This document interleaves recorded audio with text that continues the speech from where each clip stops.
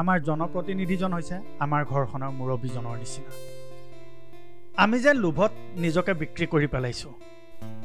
লোভ সামৰিব নোৱাৰি আমি যে আমাৰ উঠি অহা প্ৰজন্মক লাহে লাহে মৃত্যুৰ মুখলৈ ঠেলি দি আহিছোঁ। নমস্কাৰ বন্ধুসকল, আকৌ আহিলোঁ আপোনালোকৰ মাজলৈ এটা মনৰ কথা লৈ। তেনেহ'লে বলক আৰম্ভ কৰোঁ।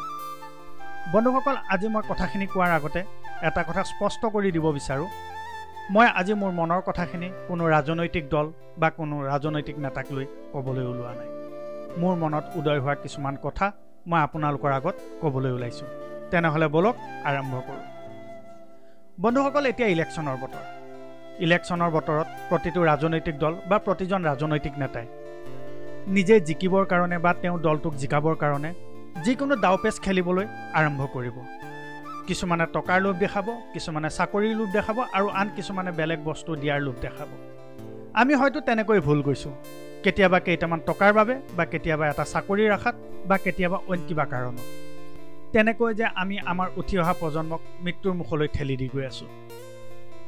আমি এটা চাকৰিৰ আশাত বা কেতিয়াবা কেইটামান পইচাৰ বিনিময়ত বা আন কিছুমান বস্তুৰ কাৰণে আমি নিজৰ ভোটটো দি এনে এজন মানুহক বাছনি কৰোঁ যিটোৱে হয়তো আমাৰ অঞ্চলটো চিনি নাপায়। আমাৰ আশে পাশে থকা সমস্যাসমূহ তেওঁলোকে বুজি নাপায়। আমি মাথো নিজৰ লাভটো চাওঁ। আমি নিজৰ লোভটো সামৰিব নোৱাৰি আমাৰ উঠি অহা প্ৰজন্মক যেন আমি মৃত্যুৰ মুখলৈ ঠেলি দি গৈছোঁ। আমি কেতিয়াও বিবেচনা নকৰোঁ আমি বাছনি কৰা আমাৰ জনপ্ৰতিনিধিজনে আমাৰ কাৰণে কি কৰিব গৈ আছে। আমাৰ উঠি অহা প্ৰজন্মৰ কাৰণে বা আমাৰ অঞ্চলটোত থকা সমস্যাসমূহৰ কাৰণে তেওঁ কি কৰিব। মাথো আমি আমাৰ নিজৰটো চিন্তা কৰোঁ।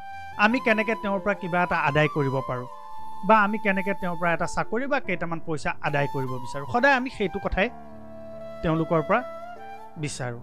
কিন্তু আমি কেতিয়াও বিচৰা নাই যে আমাৰ জনপ্ৰতিনিধিজনে আমাৰ উঠি অহা প্ৰজন্মক এখন সুস্থ সমাজ দিয়ক, আমাৰ উঠি অহা প্ৰজন্মৰ বাবে এখন সুস্থ সমাজ গঢ়ি তোলক, যিটোত আমাৰ উঠি অহা প্ৰজন্মই গৌৰৱেৰে ক'ব পাৰিব যে আমাৰ জনপ্ৰতিনিধিজনে আমাক এনেকৈ এখন সুস্থ সমাজ, সুস্থ পৰিৱেশ দি থৈ গ'ল।